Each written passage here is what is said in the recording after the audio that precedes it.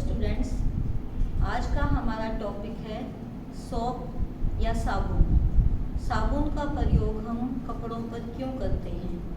साबुन कपड़ों पे से मैल उतारने के लिए, मैले कपड़ों को साफ करने के लिए हम साबुन का यूज़ करते हैं।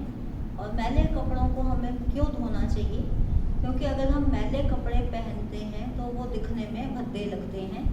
कोई भी दूसरा व्यक्ति हमारे बारे में गलत धारणा बना लेता है और इसके साथ ही मैले कपड़ों में जीवाणु, बैक्टीरिया भी होते हैं जो बीमारी फैलाने का काम भी करते हैं। इसलिए कपड़ों की सफाई बहुत ही ज़रूरी है और प्राचीन काल से ही कपड़ों को साफ करने के लिए साबुन का प्रयोग किया जाता रहा है। साबुन किससे बनता है? वसा और अक्षार, इन दोनों को मिलाने से साबुन बनता है। और अगर वसा दो प्रकार की होती है, वनस्पति से मिलने वाली और जंतु से मिलने वाली।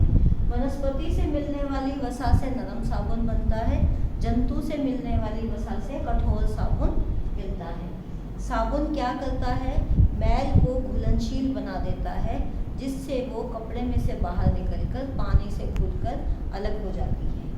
ठीक है, यहाँ पे ये प्राचीन काल से ही हम यूज़ कर रहे हैं साफ करने के लिए, क्योंकि कपड़े भद्दे दिखते हैं मैले और बीमारी का कारण होते हैं। अब है साबुन की क्रिया। साबुन कपड़ों पर कैसे काम करता है?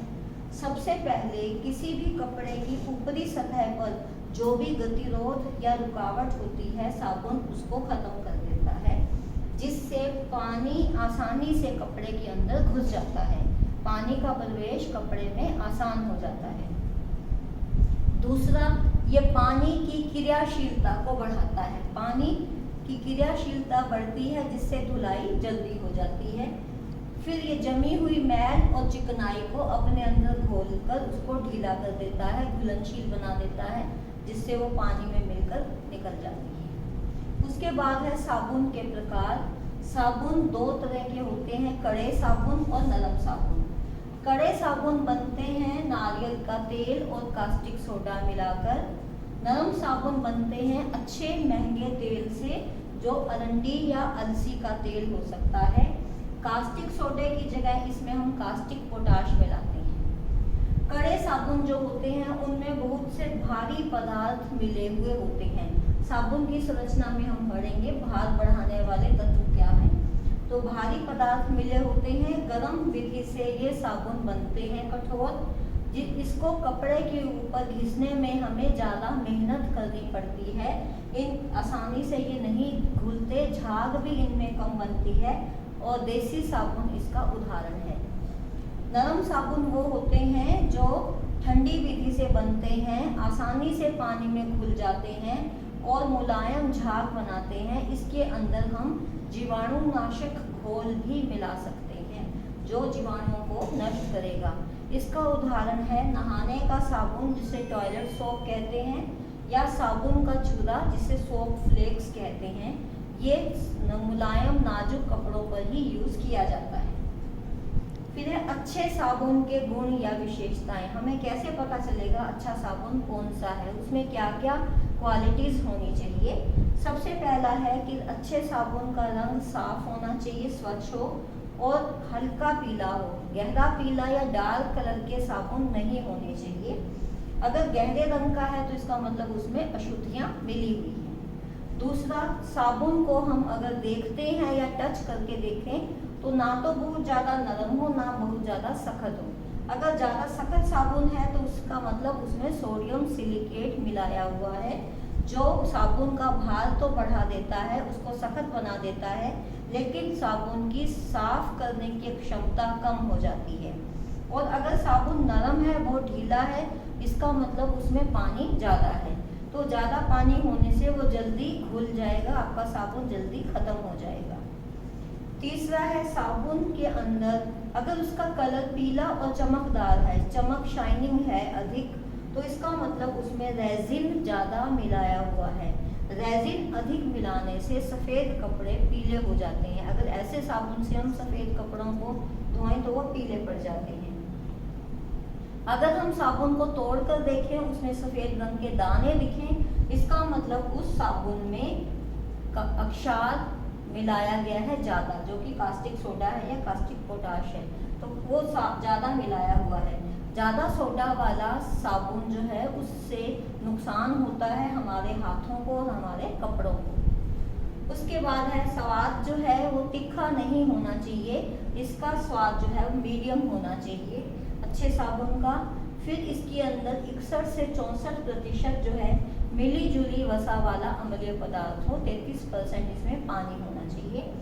फिर अच्छी तरह से घुल जाए पानी में और ठीक झाग बने, ऐसा साबुन जो है ये अच्छे साबुन के गुण या विशेषताएं होती हैं। उसके बाद है साबुन की संरचना, साबुन किन किन चीज़ों से मिलकर बना है। सबसे पहला है वसा या तेल। वसा या तेल हमने पढ़ी थी, वनस्पति भी हो सकती है, जांतव भी हो सकती है। वनस्पति वसा जो नारियल की, अरंडी की, अलसी की और बिनोले की हो सकती है, इनका कोई भी तेल हो सकता है। जांतव जो वसा होती है वो ओलिन, टैलो और इसकी ग्रीस जो होती है वो भी कुछ यूज़ कर लेते हैं। फिर है अक्षार। अक्षार में या तो कास्टिक सोडा डालते हैं या कास्टिक पोटाश डालते हैं। तो दोनों क्या है, कास्टिक सोडा नाम है तो सोडियम हाइड्रोक्साइड, पोटाश में पोटाशियम हाइड्रोक्साइड होता है। उसके बाद साबुन में स्टार्च मिला हुआ होता है। स्टार्च क्यों मिलाते हैं, एक तो साइज बढ़ा देता है, साबुन का भार बढ़ा देता है। हमें सिर्फ 2% ही मिलाना चाहिए, मैदा या बेसन ये साबुन को सख्त बनाने के लिए भी इसको मिलाते हैं। लेकिन अगर ज़्यादा हो जाएगा तो साबुन की साफ करने की क्षमता कम हो जाएगी, साबुन ज़्यादा सख्त हो जाएगा। तो 2% से ज़्यादा ये नहीं होना चाहिए। ये पानी में घुल जाता है, स्टार्च और एक जेलेटिन जैसा पदार्थ बना देता है, जिससे कि साबुन ठीक ढंग से सेट हो सके। उसके बाद है बरोज़ा को रेजिन भी बोलते हैं या नेप्थलिक अम्ल, ये भी हम यूज़ कर सकते हैं। ये साबुन की कीमत कम कर देते हैं और साबुन जो पीला चमकदार होता है वो इसी वजह से होता है। बरोज़ा की वजह से सफ़ेद कपड़ों का रंग पीला पड़ जाता है, लेकिन नेप्थलिक अम्ल डालकर उससे पीला नहीं होता। उसके बाद है पांचवा, भार बढ़ाने वाले तत्व जो साबुन का भार बढ़ा देते हैं। वजन ज़्यादा हो जाएगा तो कीमत कम हो जाएगी, लेकिन उसके साथ ही उसकी सफाई करने की क्षमता भी कम हो जाएगी। तो ऐसा साबुन सस्ता मिल जाएगा हमें, लेकिन अच्छे से कपड़ों को साफ नहीं करेगा, मेहनत ज़्यादा लगेगी। तो इसमें भार बढ़ाने वाले तत्व में सबसे पहला है कई प्रकार के मोम, दूसरा है सोडियम सिलिकेट, तीसरा है सोडियम फॉस्फेट, चौथा है फ्रेंच चॉक, पांचवा है कपड़े धोने का सोडा। कपड़े धोने का सोडा को सोडियम कार्बोनेट कहते हैं। कास्टिक सोडा और कपड़े धोने का सोडा दोनों अलग अलग होते हैं। कास्टिक सोडा सोडियम हाइड्रोक्साइड है, कपड़े धोने का सोडा सोडियम कार्बोनेट होता है। फिर है अन्य सामग्री, इसके अलावा और क्या क्या मिलाते हैं। पहला है पैराफिन ऑयल। पैराफिन ऑयल को हम क्यों मिलाते हैं, ताकि साफ करने की क्षमता बढ़ जाए। फिर कार्बोलिक अम्ल मिलाते हैं, वो जीवाणु को नष्ट करने के लिए। कार्बोलिक एसिड जीवाणु नाशक पदार्थ है, डिसइंफेक्टेंट है, तो जीवाणुओं को ये नष्ट करता है। उसके बाद कोई भी घोलक या लेसदार पदार्थ, ये क्या करते हैं, चिकनाई को अपने अंदर घोल लेते हैं, तो चिकनाई उतारने की क्षमता को बढ़ाने वाले ये पदार्थ होते हैं। फिर है कोई भी कलर उसमें हम डाल देते हैं, कोई खुशबू उसमें डाल देते हैं, जिससे साबुन की सुंदरता बढ़ जाती है। नमक मिला होता है इसमें 11 से 12%, और राल होती है, रेजिन होती है, जो साबुन का रंग काले साबुन, गहरे साबुन में होती है, और ये साबुन सस्ते होते हैं। सस्ते साबुन में ये ज़्यादा मिलाते हैं, अच्छे साबुनों में ये नहीं मिलाते। उसके बाद है साबुन के रूप। साबुन किस किस रूप में हमें मिलता है। पहला है साबुन का चूरा, पाउडर चूरे के रूप में, फ्लेक्स के रूप में। ये जो है कम अक्षार इसके अंदर होता है। कोमल साबुन ये होता है, नॉर्मल पानी में आसानी से घुल जाता है, और कलर्ड और मुलायम कपड़ों पर इसे आसानी से हम यूज़ कर सकते हैं। फिर है साबुन की टिकिया। साबुन की जो टिकिया होती है सबसे ज़्यादा सबसे ज़्यादा प्रचलन में यही होती है। ये आसानी से उसके ऊपर घिस जाती है, पानी में मिलकर कपड़े के ऊपर आसानी से रगड़ा जा सकता है। और ज़्यादा गंदे कपड़ों को, जहाँ पर दाग धब्बा है, गंदा है, वहाँ साबुन से घिसकर फिर उन कपड़ों को साफ करने में हम इसका यूज़ करते हैं। तीसरा है पाउडर, सोप पाउडर, साबुन का पाउडर। आजकल इसका प्रयोग भी अधिक शुरू हो गया है। इससे कपड़ों को धोना आसान रहता है और कई बार महंगे सा पाउडर में हम ब्लीच भी मिला देते हैं। ब्लीच का काम है दाग धब्बे हटाना, ठीक है। और सस्ता पाउडर है तो उसमें फ्रेंच चौक या सोडियम सिलिकेट मिला देते हैं। फिर है लिक्विड सोप, तरल अवस्था में। ये हाई क्वालिटी का होता है, जैसे हम ऊनी और रेशम के कपड़ों पर इजी वगैरह का यूज़ करते हैं, तो ये उत्तम क्वालिटी का है। इसके साफ करने की क्षमता अधिक होती है। कोमल हो पानी या कठोर हो, दोनों में आसानी से घुलकर काम करना शुरू कर देता है। ऊन और सिल्क पे इसका यूज़ करते हैं और इससे कलर भी खराब नहीं होता। उसके बाद है साबुन का उत्पादन, साबुन बनाने की विधि। साबुन बनाने की विधि के 2 चरण होते हैं, 2 स्टेप्स होते हैं। पहला स्टेप है साबुनीकरण। साबुनीकरण का मतलब साबुन बनाने की क्रिया। इसके लिए हमें वसा और अक्षार को मिलाना होता है, तो इससे साबुन और ग्लिसरीन बनती है। दूसरा है नमक मिलाना। अब जो ये साबुनीकरण की क्रिया हो गई, इसके बाद उस घोल में नमक मिलाते हैं। नमक मिलाने से क्या होता है, जो साबुन बना था वो ऊपर आ जाता है और बाकी गंदगी, बाकी अशुद्धियाँ नीचे रह जाती हैं और ऊपर से हम साबुन को अलग कर देते हैं। फिर है साबुन निर्माण की विधियाँ। साबुन हम किन किन विधियों से बनाते हैं? 2 विधियाँ हैं, पहली गर्म विधि, दूसरी ठंडी विधि। गर्म विधि में जब हम साबुन बनाते हैं तो सबसे पहले हम जो भी सामान चाहिए, वसा, तेल, कास्टिक सोडा, उन सबको साफ कर लें। फिर एक बड़े बर्तन में वसा को हम पिघला लें। उसके बाद हम उस पिघली हुई वसा में 10 से 15% का कास्टिक सोडे का घोल मिलाएं। उस घोल को धीरे धीरे वसा में मिलाएं और उसको उबालें। इससे साबुनीकरण की क्रिया शुरू हो जाएगी। फिर हम बीच बीच में और कास्टिक सोडा डालते रहें, उबालते रहें, मिलाते रहें। 2-3 दिन तक ये चलता है। इससे काफ़ी मात्रा में हमारा साबुन तैयार हो जाता है। अब ये जो साबुन तैयार हो गया, जो हमारा उबला हुआ मिश्रण है, इसमें हम क्या करेंगे? इसमें हम नमक के पानी का घोल मिला देते हैं। जब हम इसमें नमक के पानी का घोल मिलाते हैं तो 2 चीज़ें अलग हो जाती हैं। पहला, साबुन का गाढ़ा घोल, ठीक है, इसको हम अलग कर देते हैं। दूसरा, जो बचा हुआ रह गया उसको हम साबुन की लाई या स्पेंट लाई बोलते हैं। इसमें क्या क्या है? अशुद्धियाँ, नमक, ग्लिसरीन, बचा हुआ कास्टिक सोडा, ठीक है, बचा हुआ कास्टिक सोडा, ये सब बच गया। स्पेंट लाई इसे बोलते हैं हम। अब इसमें से हम ग्लिसरीन को अलग कर देंगे और बाकी सामान को हम अलग कर देंगे। ग्लिसरीन फिर से यूज़ हो सकती है। अब जो हमें साबुन का गाढ़ा घोल मिल गया है, उसका हमने क्या करना है? बचा हुआ साबुन, इसको हमने पानी या भाप से इसको उबालना है। पानी या भाप से उबालने के बाद इसकी 4 तह बन जाएंगी। सबसे ऊपर झाग, उसको अलग कर दो। दूसरी तह साबुन की, इस साबुन को पाइप से क्रचर में डाल दो। तीसरी तह नाइगर की। नाइगर क्या होता है? अशुद्ध गहरे रंग का साबुन, डार्क कलर का साबुन जो अशुद्ध साबुन होता है।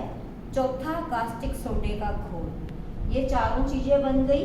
अगर कुछ वसा बच गई जिसका साबुनीकरण नहीं हुआ तो उसके लिए हम और कास्टिक सोडा मिलाएं, फिर नमक का घोल मिलाएं और फिर उसमें से साबुन अलग करें और अशुद्धियाँ अलग करें, ठीक है। इसके बाद जब हमने ये सेकेंड लेयर साबुन की थी, उसमें क्रचर को मिलाया। क्रचर एक मशीन होती है जो मिक्सिंग का काम करती है। तो क्रचर में हम गर्म साबुन के साथ साथ उसमें सोडियम सिलिकेट, सोडियम कार्बोनेट, रंग, खुशबू, लेस वाले पदार्थ, भार बढ़ाने वाले पदार्थ, जो कुछ भी उसमें मिलाना है हम उसमें डाल देते हैं। फिर इसको हम कूलिंग फ्रेम, ठंडे होने वाले फ्रेम में 4-5 दिन तक रखते हैं ताकि वो ठंडा हो जाए। फिर मशीनों की सहायता से साबुन को काटा जाता है। तैयार साबुन को ठंडा जो हो गया, पहले हम ब्लॉक्स काटते हैं बड़े साइज के, उसमें से स्लैब्स बनती हैं जो ब्लॉक से छोटी हैं, फिर उसके बाद उसमें बाल टिकिया काट कर रखते हैं।